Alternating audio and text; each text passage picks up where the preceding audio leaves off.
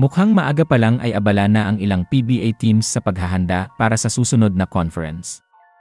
Lalo na't import-laden conference ang parating, mas lalong nagiging mahalaga ang pagbuo ng solid na lineup. Hindi lang para makasabay sa lakas ng ibang teams, kundi para talagang makipagsabayan sa mga international na kalaban sa ESL. Isa sa mga team na maagang gumagalaw ay ang Magnolia. Base sa mga ulat, may import na agad silang pinipisil, at ito ay walang iba kundi ang former NBA player na si Kenneth Lofton Jr., pero hindi lang Magnolia ang mainit sa galawan ngayon. Kahit local players, may mga interesting na balita din, isa na dyan si Terence Romeo, na kasalukuyang nasa Terra Firma Jeep. Pero ayon sa mga balita, mukhang interesado ang Barangay Ginebra na kunin siya. Sa kabila ng ilang injury issues dati, hindi pa rin matatawaran ang husay ni Romeo sa opensa. At kung mapupunta nga siya sa Ginebra, siguradong makakadagdag siya sa lalim ng rotation ni Coach Tim Cone. Bukod kay Romeo, isa pa sa mga pangalan na lumalabas ay si Matthew Wright. Galing siya sa Japan League at ayon sa mga ulat, may posibilidad siyang bumalik sa PBA. At ang Ginebra, tila may interest din na makuha siya. Bagamat Phoenix ang may right sa kanya, posible raw na makipag-trade ang Ginebra kung sakaling magdesisyon si Wright na bumalik sa bansa. Kung matutuloy ito, tiyak na mas lalong lalakas ang guard rotation ng Gin Kings. Isa sa mga pangalan na lumulutang ngayon para sa susunod na import-laden conference ng Magnolia ay si Kenneth Lofton, isang dating NBA player na kilala sa kanyang lakas at galing sa ilalim ng basket. Si Lofton ay may taas na 6'6" at bigat na halos 275 pounds, kaya naman malaki ang potensyal niya na makipagsabayan sa mga big man sa PBA.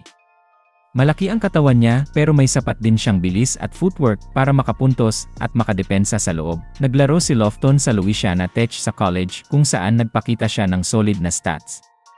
Sa kanyang pangalawang taon, nag-average siya ng 16.5 points, 1-0, 5 rebounds, at halos 3 assists kada laro. Sa unang taon naman niya, nag-average siya ng 12. 2 points at 7.5 rebounds. Sa A-League, naging Rookie of the Year siya, patunay na may ibubuga talaga siya pagdating sa pro level. Matapos nito, nagkaroon siya ng pagkakataon sa NBA bilang part ng Memphis Grizzlies, kung saan, kahit limitado ang minutes, naipakita niya ang potensyal lalo na sa scoring at rebounding, kung sakaling makuha siya ng Magnolia. Malaking bagay ang presensya ni Lofton sa ilalim ng basket. Kayang-kaya niyang makipagsabayan sa mga big man ng ibang teams, at pwede siyang maging dagdag na scorer at rebounder. Malaki ang chance na maging advantage ng Magnolia ang malakas na katawan ni Lofton, lalo na sa depensa sa paint at sa mga second chance points. Pero syempre, kailangan din niyang maka-adjust agad sa laro sa PBA na mas mabilis at physical kumpara sa A-League o NBA. Isa rin sa dapat bantayan ay kung paano siya makikipag-jive sa sistema ni coach at sa mga lokal na players ng Magnolia. Mahalaga ang team chemistry sa mga import-laden conferences, at kung mabilis siyang makaka-adapt, mas malaki ang tsansang magtagumpay ang team. Si Lofton ay hindi flashy na player, pero maaasahan sa ilalim, lalo na kung kailangan ng puntos o rebound sa crucial na parte ng laro. Isa sa mga maiinit na usapin ngayon sa PBA ay ang posibilidad na makuha ng Barangay Ginebra si Terence Romeo. Sa ngayon, nasa Terra Firma Jeep si Romeo, pero may balita na mukhang interesado ang Ginebra na i-trade o kunin siya para palakasin palalo ang kanilang backcourt. Kilala si Terence Romeo bilang isa sa mga pinaka-explosive na scorer sa liga. Kahit pa off the bench siya, kayang-kaya niyang gumawa ng instant points at magdala ng energy sa opensa. Kapag kailangan ng spark ng team, isa siya sa mga kayang umangat at gumawa ng big shots, lalo na sa mga crucial na bahagi ng laro. Kung sakali mang mapunta siya sa Ginebra, siguradong magiging malaking dagdag siya sa rotation. Sa ilalim ng sistema ni Coach Tim Cone, posibleng gamitin siya bilang off-the-bench scorer o bilang kasama sa starter unit depende sa matchup. Alam naman natin na sa Ginebra, importante ang team play at disiplina, pero si Romeo ay may kakayahan na umangkop sa kahit anong style ng laro. Kapag tumutok siya sa role na ibibigay sa kanya, tiyak na makakatulong siya sa pagbibigay ng scoring support at dagdag na options sa opensa. Isa rin sa mga dahilan kung bakit interesado ang Ginebra ay dahil bihira ang guard na may ganoong kakayahan sa isolation plays at clutch moments. Hindi siya natatakot tumira kapag kailangan, at may angas din siyang dala na pwedeng magbigay ng kumpiyansa sa team. Kung magkatuluyan man ito, magiging mas exciting ang lineup ng Ginebra lalo na kung makakasabay siya sa mga veterans at young core ng team. Marami pa rin talagang ibubuga si Terence Romeo, at kung mabibigyan siya ng tamang role at suporta, baka ito na ang panibagong simula ng kanyang pagbabalik sa pinakamataas na antas ng laro sa PBA. Isa sa mga pangalan na posibleng bumalik sa PBA ay si Matthew Wright. Sa ngayon, naglalaro siya sa Japan E-League, pero may mga usap-usapan na malaki ang chance na magbalik siya sa Pilipinas para muling maglaro sa local pro league. Alam ng lahat na si Wright ay isa sa mga pinaka-consistent na shooting guard ng PBA noong aktibo pa siya rito.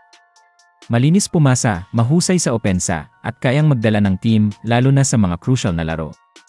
Kahit nasa Japan na siya ngayon, hindi pa rin nawawala ang interes ng ilang PBA team sa kanya.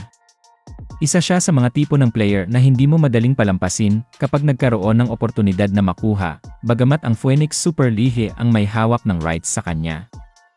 May mga ulat na kung sakali mang bumalik siya sa PBA, interesado raw ang Barangay Ginebra na kunin siya. Hindi na rin nakakagulat kung bakit si Wright ay fit na fit sa system ng Ginebra. Marunong siya sa ball movement, disente sa depensa, at may tiwala sa sarili pagdating sa outside shooting. Kung makuha man siya ng Ginebra, dagdag puwersa siya agad sa wing position, at siguradong makakadagdag sa depth ng team, lalo na kapag dumating ang big games. Pwede siyang ihalo sa starters o kaya maging leader ng second unit kapag kailangan ng scoring at stability sa loob ng court. Bukod sa skills, may leadership din si Wright na pwedeng makatulong sa kabuuan ng team. Hindi siya yung tipong flashy, pero steady at reliable sa loob ng court. Marunong makisama sa teammates at alam kung kailan dapat umatake at kailan dapat dumepensa. Kung sakaling magkatotoo ang balitang ito, tiyak na mas lalakas pa ang lineup ng Ginebra. Mula pa noon, isa siya sa mga players na laging inaasahan ng team pagdating sa matitinding sitwasyon, at kung magbabalik na siya sa PBA, mas magiging exciting at mas lalalim pa ang rotation ng Ginebra para sa mga susunod na laban. Yan ang ilan sa mga maiinit na galaw at posibilidad sa mundo ng PBA ngayon. Kung matuloy man ang mga balitang ito, tulad ng pagdating ni Kenneth Lofton ay sa Magnolia, ang posibleng paglipat ni Terence Romeo sa Ginebra, at ang pagbabalik ni Matthew Wright sa liga, siguradong mas magiging masaya, mas intense, at mas aabangan ang mga susunod na laro. Sa bawat conference, hindi lang laro ang nababago, kundi pati ang kwento ng bawat player at team na naglalaban para sa tagumpay. Habang wala pa ang final na kumpirmasyon sa mga galawang ito, abangan na lang natin kung paano gagalaw ang bawat team at kung sino talaga ang mapupunta saan. Sa dulo, ang mahalaga ay patuloy ang suporta natin sa liga. Sa mga manlalaro, at sa bawat laban na nagbibigay ng saya at inspirasyon sa mga Pinoy basketball fans. Hanggang sa susunod na update, tuloy lang ang suporta sa PBA, at sama-sama nating abangan ang mga susunod na kaganapan sa hardcourt. Maraming salamat sa panonood, at huwag kalimutang mag-like, comment, at subscribe para lagi kang updated sa mundo ng basketball. Mukhang maaga pa lang ay abala na ang ilang PBA teams sa paghahanda para sa susunod na conference. Lalo na't import-laden conference ang parating, mas lalong nagiging mahalaga ang pagbuo ng solid na lineup. Hindi lang para makasabay sa lakas ng ibang teams, kundi para talagang makipagsabayan sa mga international na kalaban sa ESL. Isa sa mga team na maagang gumagalaw ay ang Magnolia. Base sa mga ulat, may import na agad silang pinipisil, at ito ay walang iba kundi ang former NBA player na si Kenneth Lofton Jr., pero hindi lang Magnolia ang mainit sa galawan ngayon. Kahit local players, may mga interesting na balita din, isa na dyan si Terence Romeo, na kasalukuyang nasa Terra Firma Jeep. Pero ayon sa mga balita, mukhang interesado ang Barangay Ginebra na kunin siya.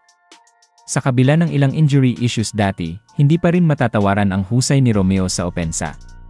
At kung mapupunta nga siya sa Ginebra, siguradong makakadagdag siya sa lalim ng rotation ni Coach Tim Cone. Bukod kay Romeo, isa pa sa mga pangalan na lumalabas ay si Matthew Wright.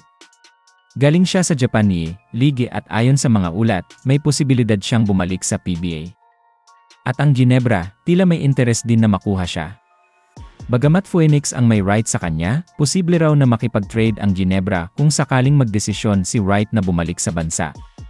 Kung matutuloy ito, tiyak na mas lalong lalakas ang guard rotation ng Gin Kings. Isa sa mga pangalan na lumulutang ngayon para sa susunod na import-laden conference ng Magnolia ay si Kenneth Lofton, isang dating NBA player na kilala sa kanyang lakas at galing sa ilalim ng basket. Si Lofton ay may taas na 6'6" at bigat na halos 275 pounds, kaya naman malaki ang potensyal niya na makipagsabayan sa mga big man sa PBA.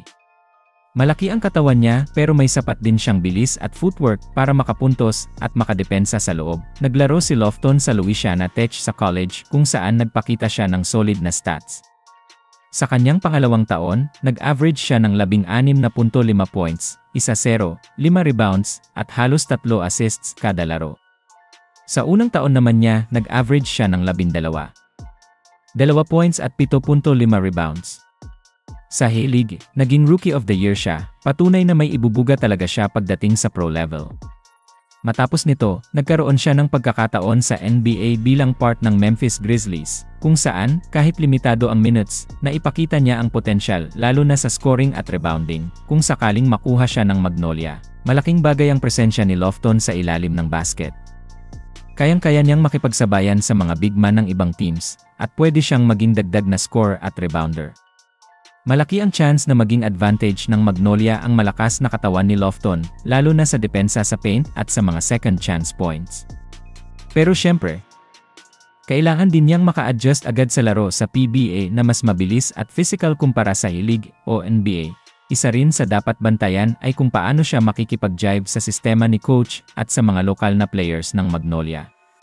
Mahalaga ang team chemistry sa mga import-laden conferences, at kung mabilis siyang makaka-adapt, mas malaki ang tsansang magtagumpay ang team. Si Lofton ay hindi flashy na player, pero maaasahan sa ilalim, lalo na kung kailangan ng puntos o rebound sa crucial na parte ng laro. Isa sa mga maiinit na usapin ngayon sa PBA ay ang posibilidad na makuha ng Barangay Ginebra si Terence Romeo. Sa ngayon, nasa Terra Firma Jeep si Romeo, pero may balita na mukhang interesado ang Ginebra na i-trade o kunin siya para palakasin palalo ang kanilang backcourt. Kilala si Terence Romeo bilang isa sa mga pinaka-explosive na scorer sa liga. Kahit pa off the bench siya, kayang-kaya niyang gumawa ng instant points at magdala ng energy sa opensa. Kapag kailangan ng spark ng team, isa siya sa mga kayang umangat at gumawa ng big shots, lalo na sa mga crucial na bahagi ng laro. Kung sakali mang mapunta siya sa Ginebra, siguradong magiging malaking dagdag siya sa rotation. Sa ilalim ng sistema ni Coach Tim Cone, posibleng gamitin siya bilang off-the-bench scorer o bilang kasama sa starter unit depende sa matchup. Alam naman natin na sa Ginebra, importante ang team play at disiplina, pero si Romeo ay may kakayahan na umangkop sa kahit anong style ng laro. Kapag tumutok siya sa role na ibibigay sa kanya, tiyak na makakatulong siya sa pagbibigay ng scoring support at dagdag na options sa opensa. Isa rin sa mga dahilan kung bakit interesado ang Ginebra ay dahil bihira ang guard na may ganoong kakayahan sa isolation plays at clutch moments. Hindi siya natatakot tumira kapag kailangan, at may angas din siyang dala na pwedeng magbigay ng kumpiyansa sa team. Kung magkatuluyan man ito, magiging mas exciting ang lineup ng Ginebra, lalo na kung makakasabay siya sa mga veterans at young core ng team. Marami pa rin talagang ibubuga si Terence Romeo, at kung mabibigyan siya ng tamang role at suporta, baka ito na ang panibagong simula ng kanyang pagbabalik sa pinakamataas na antas ng laro sa PBA. Isa sa mga pangalan na posibleng bumalik sa PBA ay si Matthew Wright. Sa ngayon, naglalaro siya sa Japan E-League, pero may mga usap-usapan na malaki ang chance na magbalik siya sa Pilipinas para muling maglaro sa local pro league. Alam ng lahat na si Wright ay isa sa mga pinaka-consistent na shooting guard ng PBA noong aktibo pa siya rito. Malinis pumasa, mahusay sa opensa, at kayang magdala ng team, lalo na sa mga crucial na laro. Kahit nasa Japan na siya ngayon, hindi pa rin nawawala ang interes ng ilang PBA team sa kanya. Isa siya sa mga tipo ng player na hindi mo madaling palampasin kapag nagkaroon ng oportunidad na makuha, bagamat ang Phoenix Super League ang may hawak ng rights sa kanya. May mga ulat na kung sakali mang bumalik siya sa PBA, interesado raw ang Barangay Ginebra na kunin siya. Hindi na rin nakakagulat kung bakit si Wright ay fit na fit sa system ng Ginebra. Marunong siya sa ball movement, disente sa depensa, at may tiwala sa sarili pagdating sa outside shooting. Kung makuha man siya ng Ginebra, dagdag puwersa siya agad sa wing position, at siguradong makakadagdag sa depth ng team, lalo na kapag dumating ang big games. Pwede siyang ihalo sa starters o kaya maging leader ng second unit kapag kailangan ng scoring at stability sa loob ng court. Bukod sa skills, may leadership din si Wright na pwedeng makatulong sa kabuuan ng team. Hindi siya yung tipong flashy. pero steady at reliable sa loob ng court. Marunong makisama sa teammates at alam kung kailan dapat umatake at kailan dapat dumepensa. Kung sakaling magkatotoo ang balitang ito, tiyak na mas lalakas pa ang lineup ng Ginebra. Mula pa noon, isa siya sa mga players na laging inaasahan ng team pagdating sa matitinding sitwasyon, at kung magbabalik na siya sa PBA, mas magiging exciting at mas lalalim pa ang rotation ng Ginebra para sa mga susunod na laban. Yan ang ilan sa mga maiinit na galaw at posibilidad sa mundo ng PBA ngayon. Kung matuloy man ang mga balitang ito, tulad ng pagdating ni Kenneth Lofton ay sa Magnolia, ang posibleng paglipat ni Terence Romeo sa Ginebra, at ang pagbabalik ni Matthew Wright sa liga, siguradong mas magiging masaya, mas intense, at mas aabangan ang mga susunod na laro. Sa bawat conference, hindi lang laro ang nababago, kundi pati ang kwento ng bawat player at team na naglalaban para sa tagumpay. Habang wala pa ang final na kumpirmasyon sa mga galawang ito, abangan na lang natin kung paano gagalaw ang bawat team at kung sino talaga ang mapupunta saan. Sa dulo, ang mahalaga ay patuloy ang suporta natin sa liga. Sa mga manlalaro, at sa bawat laban na nagbibigay ng saya at inspirasyon sa mga Pinoy basketball fans. Hanggang sa susunod na update, tuloy lang ang suporta sa PBA, at sama-sama nating abangan ang mga susunod na kaganapan sa hardcourt. Maraming salamat sa panonood, at huwag kalimutang mag-like, comment, at subscribe para lagi kang updated sa mundo ng basketball.